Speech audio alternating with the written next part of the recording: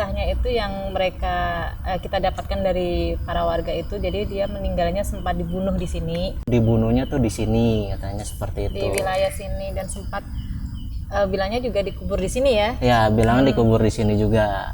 Mungkin dari rasa takut manusia dia lebih seneng kali kan gitu ya. Namanya juga meninggal karena diperkosa dan dibunuh, jadinya dia seperti arwah penasaran.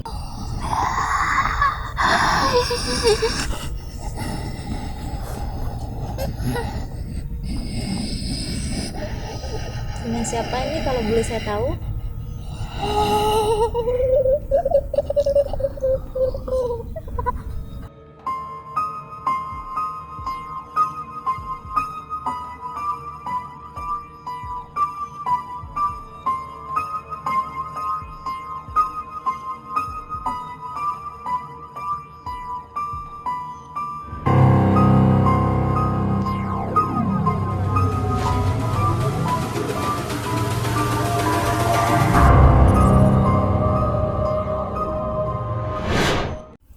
Halo, bertemu kembali dengan Om Didi di Q Misteri Everyone Has Story. Malam ini kita cukup spesial membahas, mengulik tentang kisah yang terjadi di wilayah tepatnya Cibubur. Masyarakat sini sudah sangat mengenal kisah ini. Seorang nyai disebut dengan Nyai Mumun.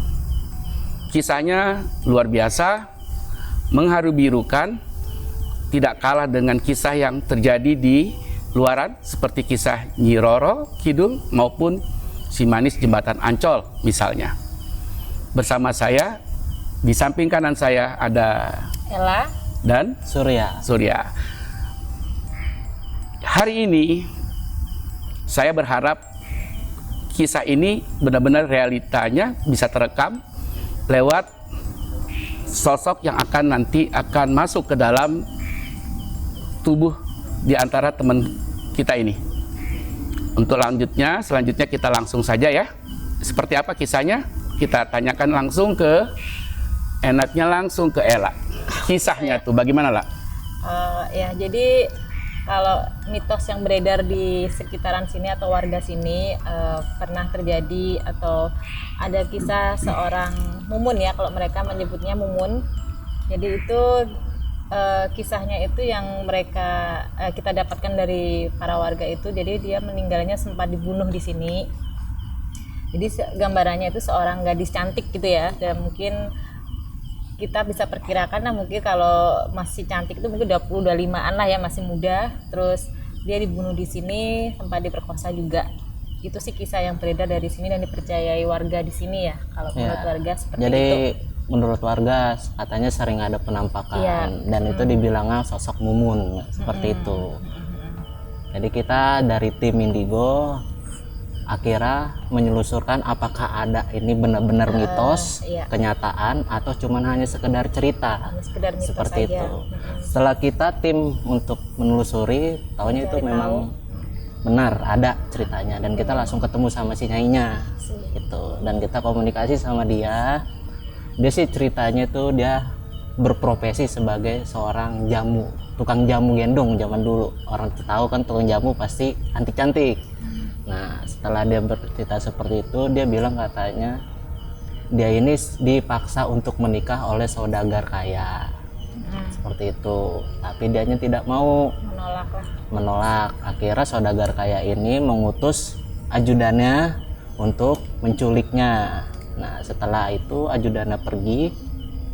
Setelah ketemu mungkin ajudannya hilap, namanya manusia mungkin seperti itu ya, karena kecantikannya akhirnya diperkosa dan dibunuh. Itu yang dia ceritakan kepada kami seperti itu. Dia bilangnya dia dibunuhnya tuh di sini katanya seperti itu. Di wilayah sini, dan sempat bilangnya juga dikubur di sini ya. Ya, bilangnya dikubur di sini juga seperti itu dari ceritanya si Nyai. Kita hadirkan sosoknya. Jadi waktu itu kita sempat hadirkan sosoknya, dia bilang dikubur di sini, dan beberapa waktu kemudian memang ada suatu kejadian bahwa waktu pembangunan jalan di sini sempat menemukan seperti tulang belulang manusia. Dan waktu kita menghadirkan si Nyai ini, dia memang mengarahkan arahnya di mana dia ditemukan atau dikubur, dia mengarah ke arah sana, dan itu posisinya seperti tulang yang ditemukan sama arahnya ya, kemungkinan itu adalah dia, seperti itu yang kita tahu ya. Iya, seperti itu yang kita tahu. Ya, jadi Nyai Mumun peristiwa dibunuh di sini, boleh dikatakan ini lokasinya tidak jauh dari sini ya? Tidak jauh dari sini. Sekitaran sinilah pokoknya. Sekitaran sini ya. Nah, kehadiran Mumun saat ini sudah dirasakan atau belum dirasakan nih oleh Surya maupun Ella? Kalau untuk saat ini sih dia belum hadir ya, belum hadir ke sini. Entah itu karena dia lebih senang di daerah sana, tempatnya yang lebih rindang mungkin ya, seperti itu. Dan dia juga pasti akan menggodanya daerah sana, ibaratnya, karena mungkin dari rasa takut manusia dia lebih senang kali kan gitu ya. Namanya juga meninggal karena diperkosa dan dibunuh, jadinya dia seperti arwah penasaran, jadi mengganggu. Ya, masih memantau ya kalau dari mereka, karena kita sering nyebut namanya ya, mungkin memantau, iya memantau. Cuma kalau kesini dia masih belum. Cuma tadi memang ada sempat banget tadi waktu menjelang maghrib, karena dia penasaran. Tapi sekarang mungkin dia balik lagi ke tempatnya. Ya, mudah-mudahan ya kehadiran Nyai Mumun bisa kita sama-sama harapkan ya datang ke sini ya, supaya bisa disaksikan kebenaran dari kisah kita ini. Iya. Nah, cukup tragis memang ya kisah Cik Mumun ya, Nyai Mumun ya. Diperkosa kemudian dibunuh. Kalau bisa dengan digambarkan bagaimana dibunuhnya? Kalau itu dia tidak menggambarkan ya. Dia jadi mungkin salah satu traumanya dia untuk tidak mau mengungkapkan. Seperti itu. Jadi dia hanya bilang saya dibunuh di sini dan saya dikuburkan di sini. Itu yang menurut dia. Dan dia nggak mau ngasih tahu caranya seperti apa. Cuman kalau menurut warga, ada yang bilang digantung diri, ada yang juga bilang digantung, ada yang dibilang ditusuk lah, seperti itu. Jadi masih mitos kalau warga. Cuman kalau kita pas ngundang dia bilangnya dibunuh. Sempat dialog ya, artinya sempat nggak cerita bagaimana cara dia itu diakhiri kehidupannya? Diakhiri mungkin dia sempat melawan. Dia sempat melawan ketika dia pengen dibawa, dia sempat melawan. Dan akhirnya mungkin terjadilah baku hantam, mungkin dalam kisahnya seperti itu kayaknya. Seperti baku hantam, mungkin hilaf, akhirnya meninggal. Seperti itu. Saya ingin bertanya lebih jauh, tapi saya ingin tolong dideskripsikan tentang Nyai Mumun. Artinya apakah Nyai Mumun itu bisa dijelaskan seperti apa? Kalau yang saya lihat di sini tuh dia seperti, kalau banyakan atau umum itu seperti kuntilanak. Cuman dia enggak seperti itu juga. Cuman hanya pakaiannya saja. Dan matanya rada melotot, mulutnya rada mangap. Itu. Jadi dia seperti kayak meneror, dalam mukanya itu seperti neror gitu, kejam. Dendam. Seperti itu.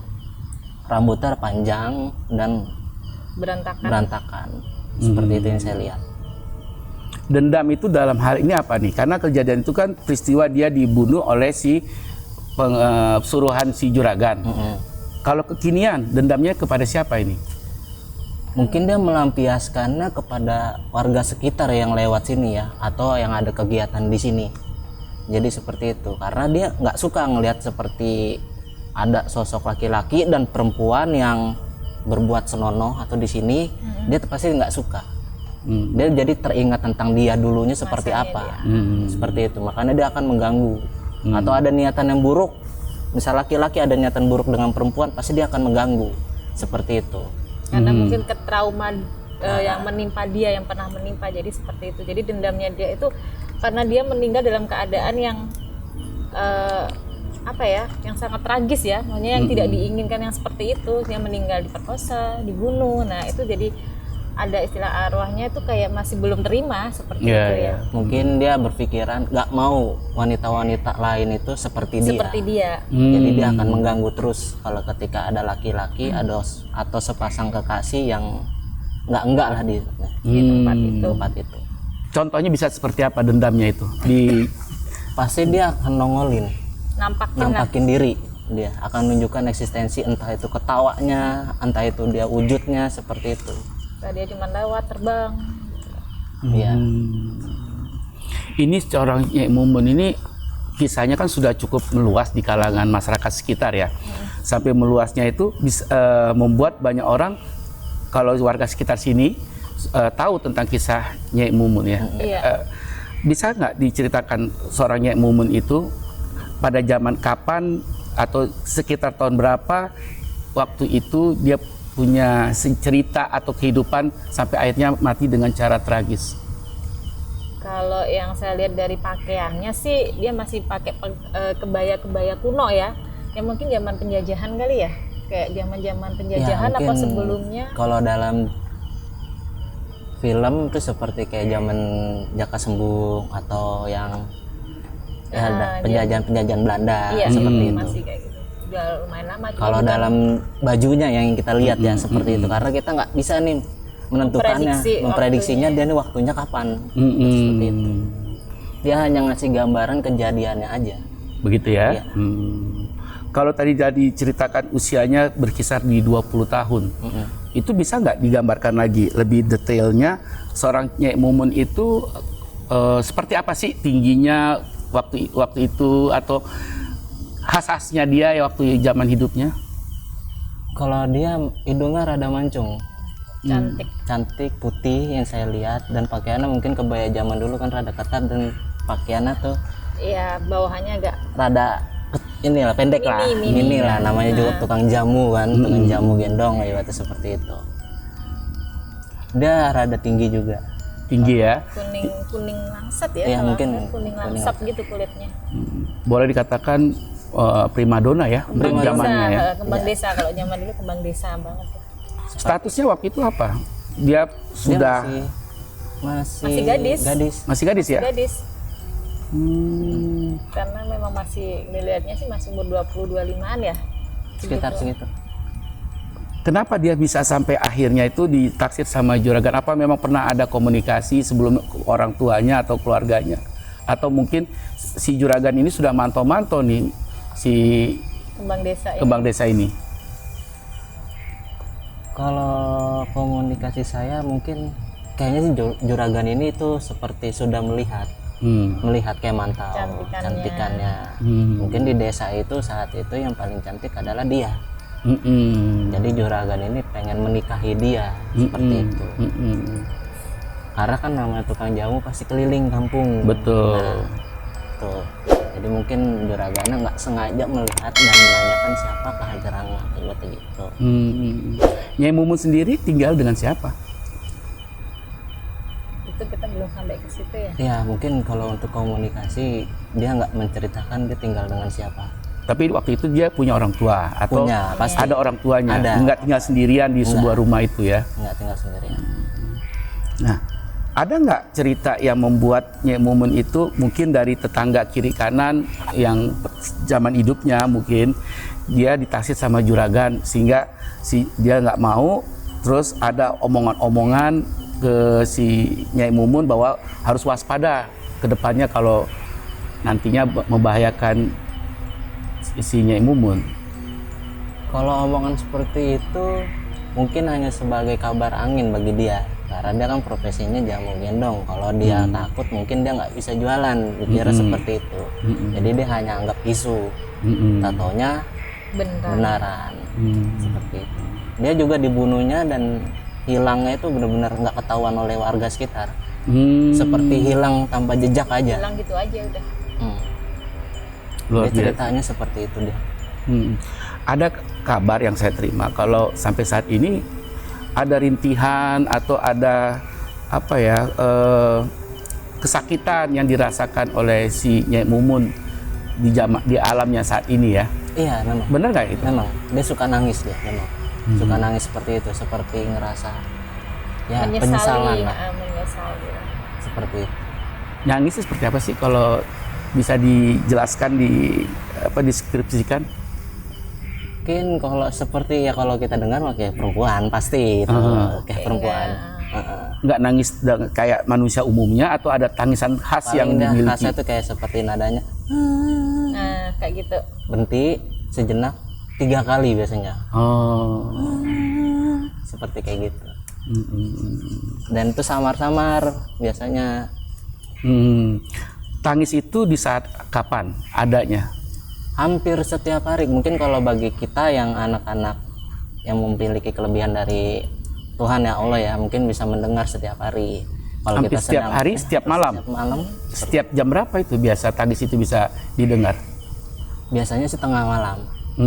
Tengah malam. menjelang tengah malam seperti Karena jam kan kalau dalam bahasa itu dimensinya sudah mulai tipis. Dimensi kita dengan dimensi dia sudah mulai tipis, itu baru terdengar. Begitu ya? Ya.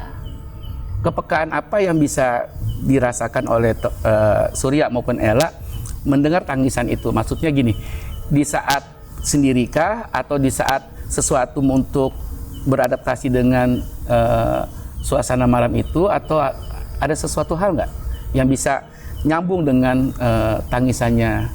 Mungkin enggak, karena kita lagi nongkrong gini aja, dia suka nangis. Iya, jadi sesuka dia lah. Sesuka dia. Suaranya itu juga bukan yang Jadi nggak perlu diundang, nggak perlu diundang ataupun setiap jam ini pasti nangis, enggak. Dia pengen nangis, ya udah pasti kita dengar. Terdengar jelas ya? terdengar jelas. Dengar jelas. Jelas kenceng atau jelas pelan? Kalau bagi kita sih rada, jadi kayak dibilang kenceng, nggak terlalu kenceng, dan pelan juga nggak terlalu pelan. Jadi kayak Kayak bukan di kuping, kayak bukan di kuping dengernya Iya. tuh. Seperti kayak mungkin batin ya, kalau dalam bahasa sekarang tuh seperti di batin, dan itu terdengar. Oh begitu. Ada komunikasi, Musa ingin tahu kenapa kok setiap malam nangis. Ya, itu Bertanya atau ngobrolin gitu loh sama si Nyai ini. Kalau awal ya kita pas dia nangis tuh kita nanya seperti itu, kenapa, dan dia cerita yang tadi. Oh alasan dia nangis Alasannya karena dia dia nangis menyesali itu. akhir dari hidupnya kenapa seperti itu. Seperti itu sih kalau dia Dan jawab. dia nggak ada yang tahu, mungkin itu juga salah satu kesedihan dia, karena dia seperti hilang. Keluarganya juga nggak ada yang tahu karena dia kan meninggal di tempat itu, dikubur di tempat ibu, ya udah hilang gitu aja udah. Seperti itu. Nyai Mumun, nama yang cukup dikenal, tapi mungkin ada batasan ya, tidak kita ketahui nama aslinya ya. Nama aslinya ya, ini Kita tuh belum hanya tahu. sekedar dari nama warga, Julukan aja julukan ya. mungkin ya, seperti itu. Kalau nama aslinya kita juga kurang tahu, dia nggak memberitahu juga. Termasuk juga apakah dia tinggal di lingkungan sini atau tinggalnya mungkin bisa ditelusuri di mana awal tinggalnya. Kalau dalam batin kita sih memang di sekitar sini. Tinggal Mungkin daerah sini dulunya adalah ya seperti pedesaan, cuman nggak rapat kayak sekarang ya, mungkin ya kayak gitu. Jadi ada sebagian desa. Nah mungkin pas dia lagi Jalannya dia lewat sini itu kan kesepi juga, hutan juga kan dulu pasti itu. Jadi boleh dianggap memang warga sini. iya Warga sini ya. Sekitaran sini bisa jadi karena yang kita lihat dia juga pas itu kayak di gambarannya tuh dia lari-lari dikejar ya, dikejar ke arah masuk ke sini. Dalam kayak dia kejar-kejar kayak minta tolong gitu. Nah, Bisa diceritakan seperti apa dikejar-kejarnya sampai akhirnya tragis diperkosa kemudian dibunuh. Dikejarnya misalnya lari kemana dulu atau sampai kemudian dibunuh. yang kita lihat ya dia dikejar di hutan-hutan udah pohon-pohon itu Dia sendiri ya? Iya, dia karena kan sendirian. berbeda zaman dulu sama sekarang, mungkin Bentukannya berbeda. beda. Jadi kita nggak bisa nentuin nih arahnya dia larinya kemana, dari mana dan kemana. Iya. Itu Yang kita lihat ya cuma dia ada jalan nih kanan kiri pohon dia lari aja udah kayak gitu aja.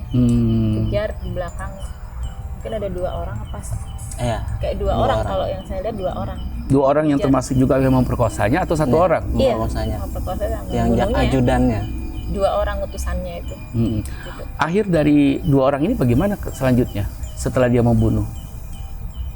kalau untuk kisah dia 2 orang ini kita kurang tahu juga ya, Nggak tahu. karena dia nggak memberitahu juga seperti apa kisahnya dia atau tragedinya dia setelah melakukan hal itu.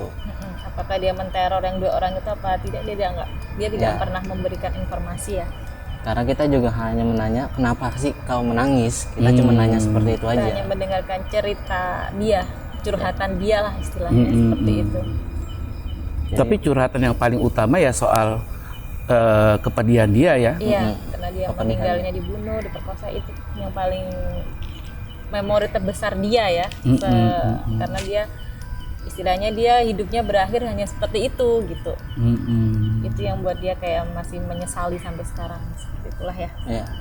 Nah, saya ingin sekali sih bertemu atau berbicara dengan Nyai Mumun. Mungkin berkomunikasi. Berkomunikasi langsung. Ya mungkin nanti saya hadirkan sosoknya Nyai kesini untuk masuk ke saya. Kalau dibilang entah mediator. Sambil menunggu Surya masuk, saya ngobrol sama Ella ya. Jadi Surya tolong undang agar saya bisa ngobrol. Ya. Lah, ini cerita Nyai Mumun. Nyai Mumun ini sekarang ini sedang dihadirkan oleh Surya. Mungkin akan Ella awali dulu ya, nanti ngobrol sama Nyai Mumun. Mungkin apa yang akan Ella sampaikan, saya akan ikut bantu ngomong juga ketika nanti diberi kesempatan saya berbicara. Jadi waktu dia si Nyai ini hadir, mungkin saya akan minta izin dulu ya, karena mungkin Om mau berkomunikasi, ada yang ingin berkomunikasi. Nah, nanti setelah itu Om bisa berkomunikasi. Kalau dia memang setuju atau bersedia untuk diajak komunikasi, kita akan lanjut untuk tanya jawab ke beliaunya ini. Iya. Seperti itu. Tapi sebagian dari apa yang Ella tanyakan ke Nyai Mumun pernah ya Ella obrolin ya sama beliau ya? Sudah pernah, karena waktu dia mungkin nangis, kita langsung tanya kenapa nangis, dia cerita sendiri seperti ini, cuman dia nggak spesifikasi latar belakang dia siapa, dia seperti apa, terus kenapa dia sampai di situ, itu dia nggak rinci seperti itu. Dia hanya bilang dia dibunuh, diperkosa di sini, dikubur di sini, sudah seperti itu. Jadi itu sudah buat kita udah gambaran aja, dia udah ngasih gambaran sendiri. Seperti ini saya dibunuhnya, seperti ini saya dikejar. Jadi dia udah memberikan memberikan gambaran ke kita, dan kita sudah melihat sendiri, oh seperti ini dia waktu itu. Jadi itu buat kita udah cukup, karena kalau kita ditanya lagi, kadang dia tidak bersedia, takutnya seperti itu. Tapi boleh nggak saya tanya, apakah seperti hal manusia ada rasa emosi, ada rasa-rasa yang mungkin membuat dia marah saat berkomunikasi dengan Ella? Sempat nggak dia? Enggak sih, karena selama ini kita setiap mau komunikasi dengan makhluk siapapun atau sosok apapun, kita selalu minta izin dulu, apakah bersedia untuk kita ajak komunikasi. Kalau dia bilang iya, kita lanjut. Kalau misalnya kita ada tanya jawab yang dia nggak bersedia, dia nggak bakal jawab. Biasanya dia hanya diam, ataupun dia bilang tidak perlu tahu. Itu berarti kita tidak bisa memaksa mereka untuk mengatakan apa yang ingin kita tahu. Jadi ada batasan, jadi merekanya. Jadi kita nggak bisa memaksakan mereka untuk bercerita yang apa yang kita inginkan. Jadi kemudian dia, siapa namamu, dia tidak mau menyebutkan, ya sudah. Di situ kita langsung dari topik. Kamu dari mana, atau kenapa ada di sini, bisa diceritakan dulu seperti apa kisahmu, mungkin seperti itu. Karena dia udah tidak mau menyebutkan nama, berarti bagi dia udah keberatan.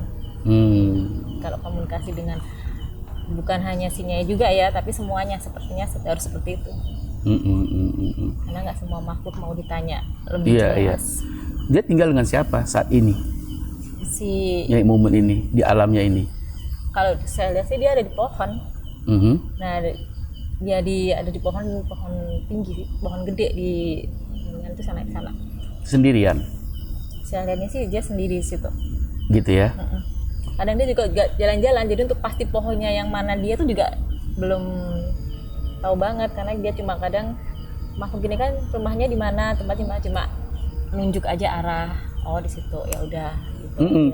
Enggak, biasanya kan ada kelompok-kelompok, mungkin dia punya teman atau kelompok yang membuat dia bergaul dengan alamnya. Dia tipe penyendiri? Kalau saya lihat sih, kalau tipe-tipe sosok ini biasanya sendirian. Oh, dia gitu ya? hanya berkomunikasi dengan satu golongan aja. Misalnya dia bangsanya yang rasa, ya udah di golongan itu. Jadi ada.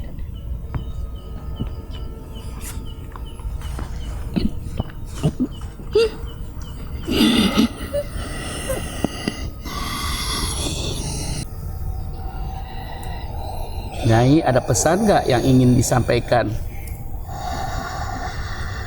Kamu jangan memainkan wanita. Nyai, ada pesan nggak yang ingin disampaikan? Kamu jangan memainkan wanita.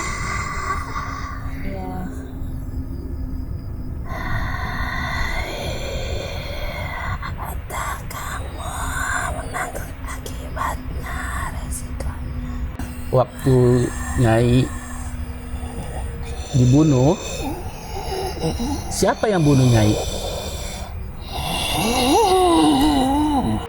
Itu pada saat Nyai melewati suatu daerah atau memang tidak sengaja? Mengapa yang kau dapat berikan kalau aku memberitahu?